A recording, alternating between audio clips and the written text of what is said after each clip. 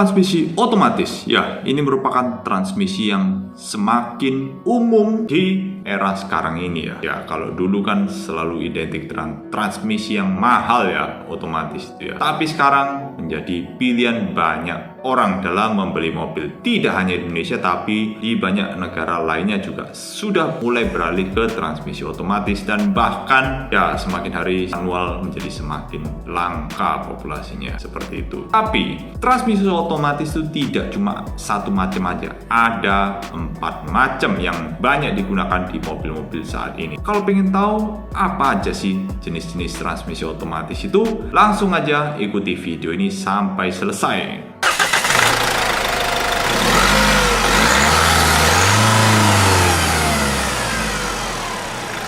Oke, langsung aja kita mulai mengenai transmisi otomatis itu memiliki jenis apa aja sih? Ya, karena transmisi otomatis itu tidak cuma satu ya, alias sama semua di setiap mobil, maka dari itu kita perlu tahu jenis-jenis transmisi otomatis itu apa aja biar gak salah nyebut nantinya ya. Oke, yang pertama dari yang paling familiar dulu yaitu torque converter atau transmisi otomatis konvensional. Ya, jadi torque converter itu merupakan jenis transmisi otomatis yang paling umum dipakai pada mobil-mobil. Jadi mobil-mobil merek yang umum seperti Toyota, Daihatsu, Mitsubishi, Suzuki bahkan masih menggunakan sistem ini hingga saat ini. Jadi torque converter ini sering disebut AT atau automatic transmission sebagai penanda pada transmisi otomatis jenis konvensional. Jadi sederhananya, torque converter itu menjadi perantara putaran mesin dengan sambungan ke transmisi. Jadi sistemnya ialah menggantikan tugas kopling friksi di transmisi manual dengan pergerakan di antara dua turbin, dan melalui mekanisme itu tidak menahan putaran mesin saat mobil berhenti, namun gigi masih di posisi D atau drive. Ya, jadi kalau dibandingkan dengan transmisi manual, tentu transmisi ini lebih mudah dikendarai, meskipun dibandingkan jenis transmisi lain lebih terasa ada yang namanya perpindahan gigi, khususnya saat putaran rendah hingga tengah. Dan jenis transmisi ini lebih tangguh dan awet untuk jangka panjang. Tapi walaupun demikian, torque converter ini bukanlah transmisi yang terbaik jika bicara kehalusan atau kenyamanan. Jadi masih ada terasa jeda atau perpindahan gigi saat akselerasi. Selain itu, transmisi torque converter ini juga lebih berat daripada transmisi manual. Ya, gearboxnya artinya lebih berat daripada manual, seperti itu. Nah, lanjut lagi, transmisi kedua. Nah, ini merupakan transmisi yang mulai umum digunakan pada mobil-mobil baru saat ini ya. Ya,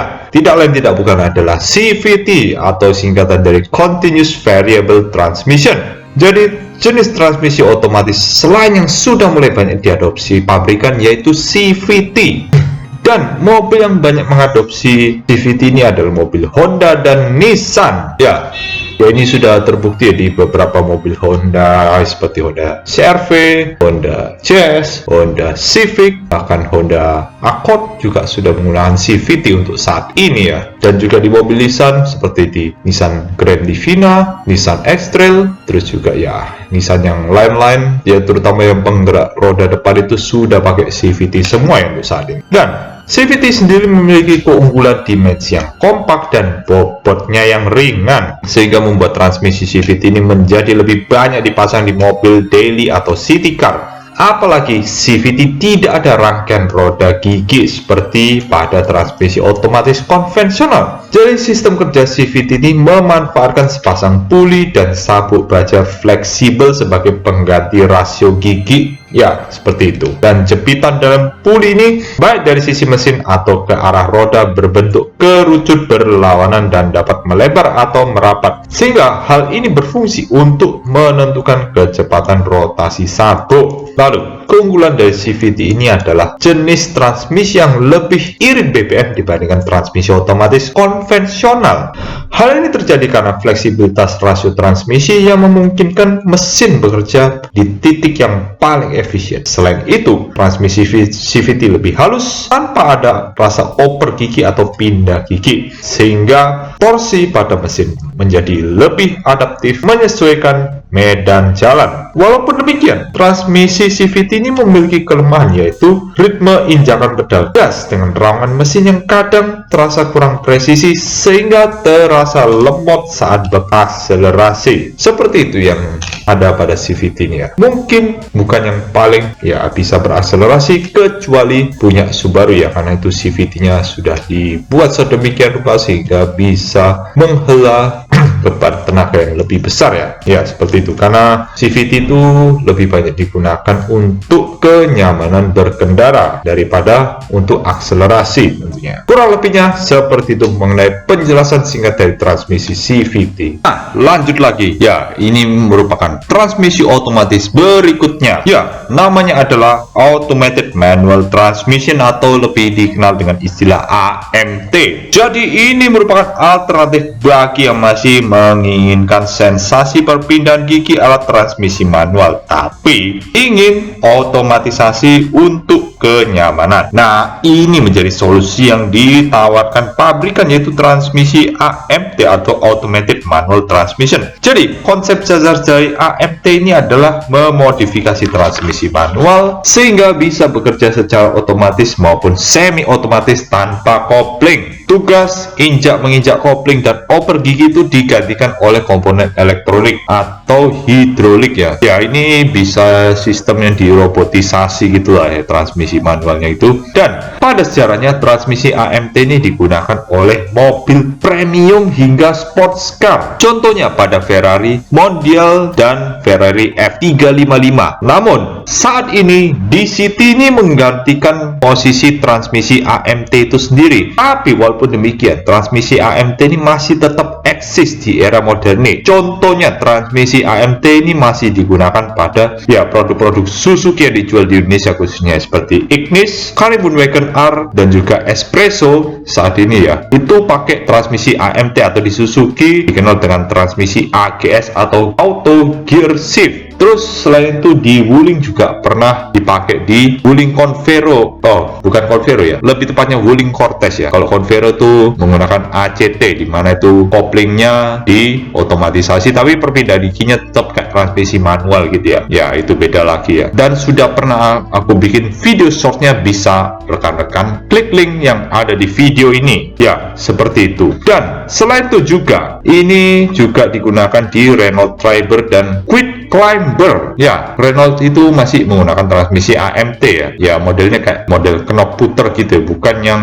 kayak transmisi shift knob gitu ya. Jadi tidak ada model manualnya, jadi cuma bisa di mode D aja. Cuma jika dibandingkan dengan transmisi otomatis konvensional, AMT ini lebih irit dan secara dimensi itu lebih kompak pastinya. Tapi soal kenyamanan perpindahan gigi itu pastinya kurang responsif. Akibatnya akselerasinya jadi terhambat seperti tenaga yang tidak tersalurkan sempurna ke roda ya. Ya, ini kan perpindahan gigi dari AMT itu tidak terlalu mulus-mulus banget ya. Jadi kadang ada kalanya kalau mau nurunin gigi itu harus kick down dulu lah ya, seperti yang dialami di mobil Suzuki Karimun Wagon R ya, yang pernah di test drive kayak begitulah sepertinya. Ya, kurang lebihnya kayak begitu aja mengenai transmisi AMT. Nah, selanjutnya transmisi otomatis yang terakhir yaitu Dual Clutch Transmission atau DCT. Jadi, jika dibandingkan dengan transmisi otomatis lainnya, DCT memiliki cara kerja yang paling kompleks sekaligus yang paling canggih. Nah, gearbox ini sudah mulai banyak diaplikasikan ke mobil-mobil premium yang berperforma tinggi. Karakteristik dari perpindahan gigi yang sigap membuat tenaga tersalurkan dengan sempurna dan cekatan saat akselerasi. Sejatinya konsep DCT ini serupa dengan AMT,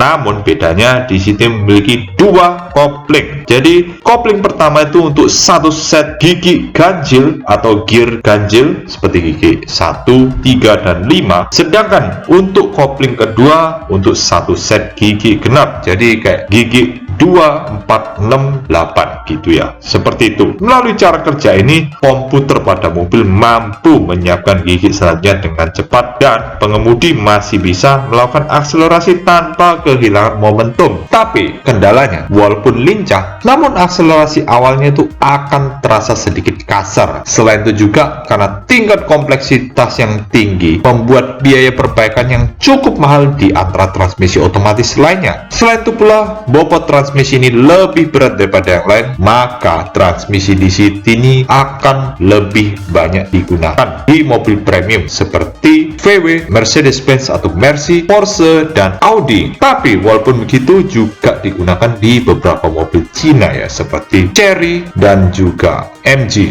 menggunakan DCT. Ya, mungkin secara perawatan ini akan menjadi kendala terbesar ya pengguna DCT itu ya, karena ya kalau sampai rusak ya biayanya bakal sangat mahal karena paling ruwet ya, seperti yang dibilang tadi ya, karena kan transmisi DCT ini termasuk yang paling canggih di antara transmisi otomatis lainnya, jadi biaya perawatannya pasti akan lebih mahal daripada yang lainnya ya. Bahkan CVT pun sebenarnya sudah mahal, apalagi DCT pasti tambah mahal. Jadi ya sebenarnya punya mobil DCT itu agak kurang worth ya kalau masih belum sanggup untuk ya merawat transmisinya. Tapi kalau sanggup ya sudahlah, biarkan mereka memilih mobil dengan transmisi DCT ya. Seperti itu aja penjelasan dari transmisi otomatis yang banyak dipakai di mobil-mobil saat ini. Jadi begitulah mengenai 4 jenis transmisi otomatis yang banyak digunakan di mobil-mobil saat ini. Ya kalau buat aku sendiri sih, aku jelas lebih memilih yang torque converter karena walaupun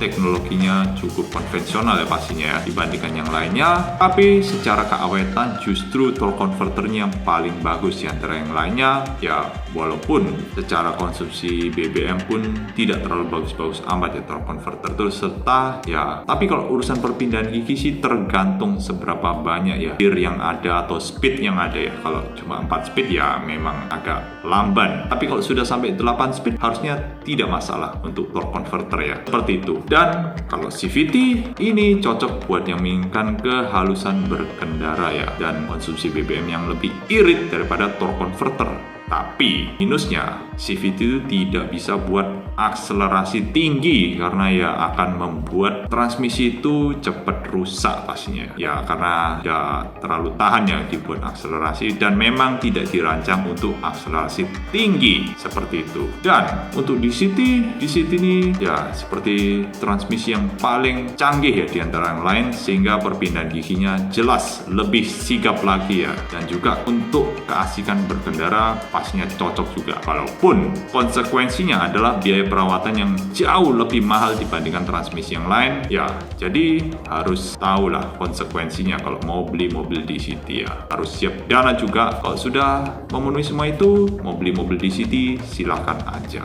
Dan yang terakhir untuk transmisi AMT yaitu Automatic Manual Transmission ya, pada dasarnya ini kan masih pakai gearbox manual, walaupun secara perpindahan gigi dan ngopling diotomatisasi oleh sistem robot ya, seperti itu. Tapi ya perpindahan giginya tidak bisa sebagus transmisi matic konvensional atau torque converter atau seperti DCT ya tentunya. Jadi ada jeda-jedanya juga ya, jadi kurang nyaman dipakai buat jalan, dan ini bukan transmisi yang cocok buat orang Indonesia ya tentunya, karena ya seperti itu orang Indonesia kurang suka sebenarnya ya. Mending manual sekalian atau ya yang matic torque converter atau bahkan CVT, seperti itulah ya. Kurang lebihnya begitu aja kalau AMT ya. Kurang lebihnya begitu aja kesimpulan mengenai jenis-jenis transmisi otomatis. Dan kalau rekan-rekan menyukai video ini, jangan lupa like dan jangan lupa subscribe ke channel Anthony Car Lover kalau belum, dan tuliskan di kolom komentar kalau ingin menambahkan informasi lebih rinci mengenai transmisi otomatis ini. Dan akhir kata,